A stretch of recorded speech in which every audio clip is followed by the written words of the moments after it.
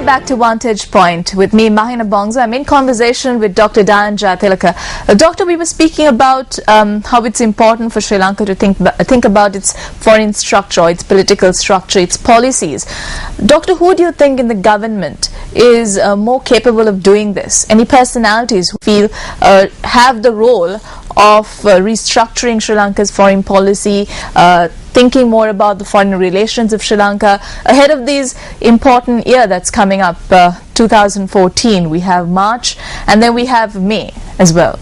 Well, it's a pretty decisive year, and therefore I think that the government must bring together the best talent available to it. I want to be realistic. I'm not asking them to sort of import people. They have to use the best people in their own ranks. And that's something that can be done very quickly. I would say that the president should chair such a committee because he's got a lot of experience. After all, he was in Geneva long before any of us were in Geneva in the 1980s, the late 80s. He knows the terrain. And I know because I worked with him on this. He's got a good intuitive grasp of politics which extends to international politics. So I think he should chair it. But of course there's the present foreign minister, Professor G.L. Pires. He has his strengths.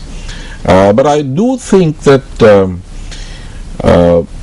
Professor Pires, who is a fine academic, should perhaps be part of a panel which contains people with other strengths. For instance, I would say the best intellectual that the government has, as distinct from the best academic. The best academic in their ranks is Professor Pires.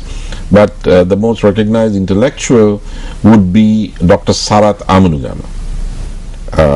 And he's very well read. He's got a lot of international experience. He understands India very well.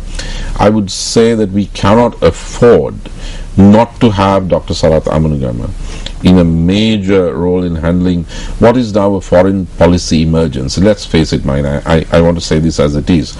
Sri Lanka now has an external relations emergency. And this is what Mr. Akashi has been trying to say. And it's not only Mr. Akashi who's been saying it.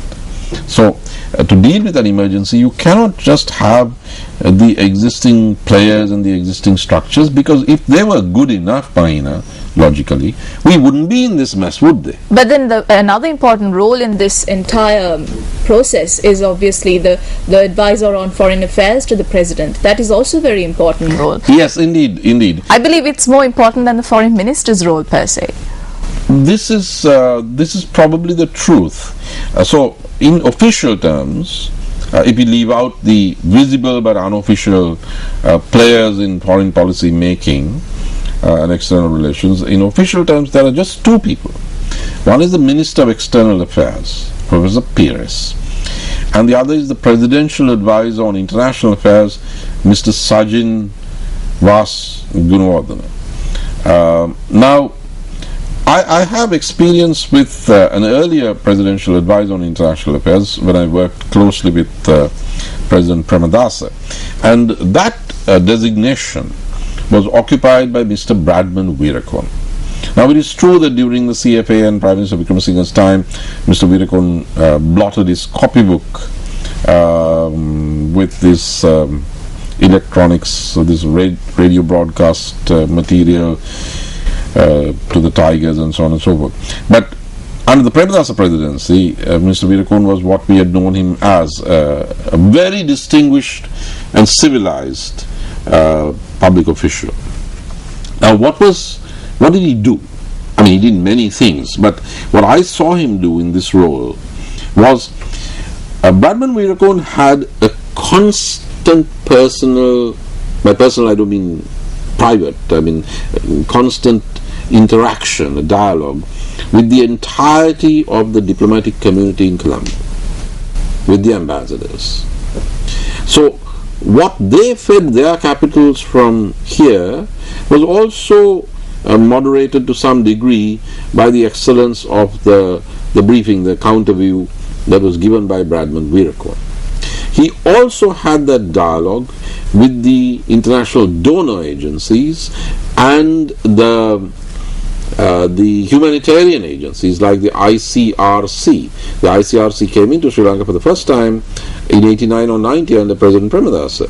I was sort of vaguely part of that loop.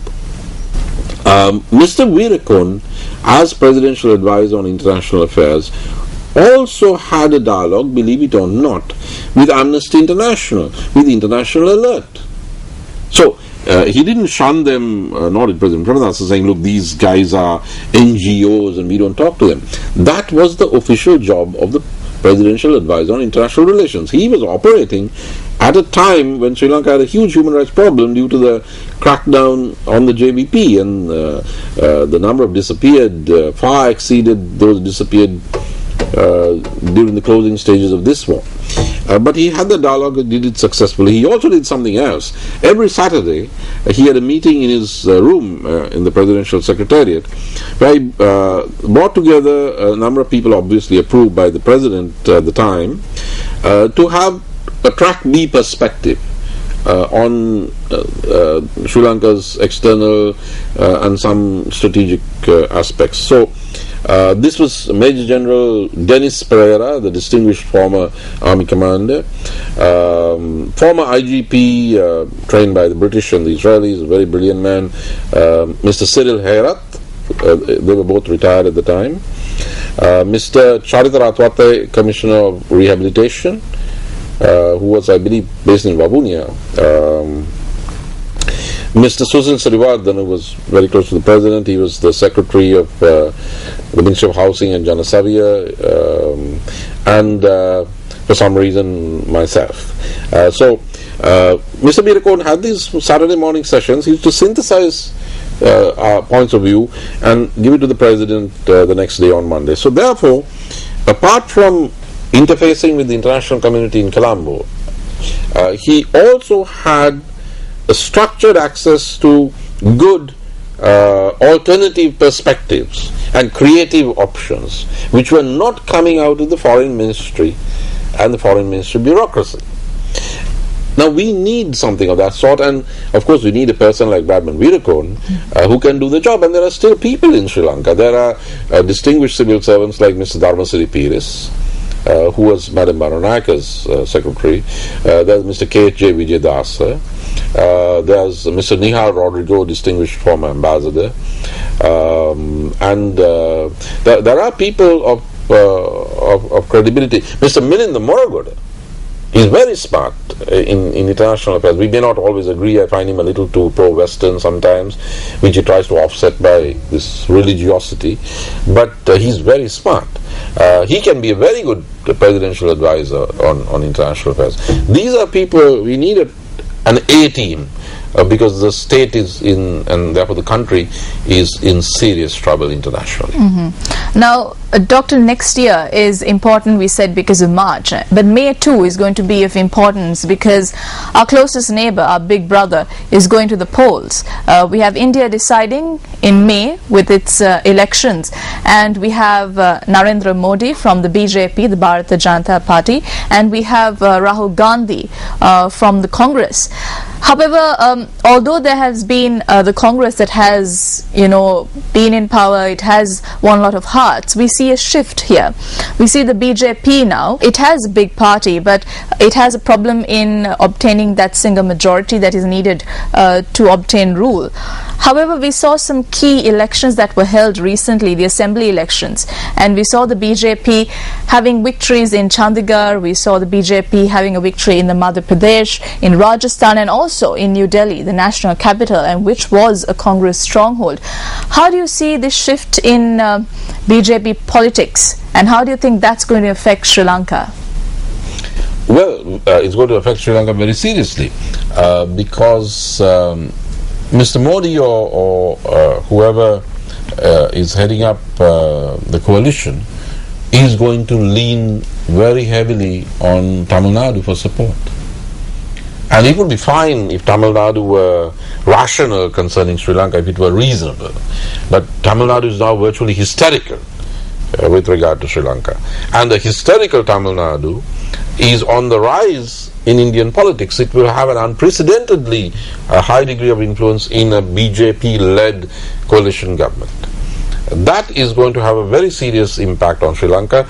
I think it is already part of the thinking of the Elamists in the diaspora and the radicals who are within and behind the TNA, the TPNF and so on.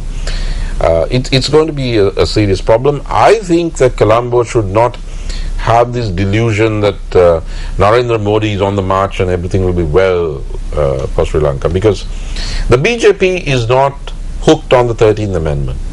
Therefore, it would be more receptive to views from within Tamil politics that one is to go beyond the 13th Amendment. The Congress was committed to the 13th Amendment because of the Indo-Lanka Accord and the heritage of Rajiv Gandhi. We should, if the Sri Lankan government is smart, it should try to settle the problems with the Northern Provincial Council and the TNA before Jayatilleka becomes a crucial player in the next coalition government. Because however close the government thinks it is to the thinking of Narendra Modi and the BJP, brothers under the skin and all of that, there is no way that government in Delhi is going to find Sri Lanka a more attractive a partner than Tamil Nadu. Tamil Nadu is always going to be bigger, more influential.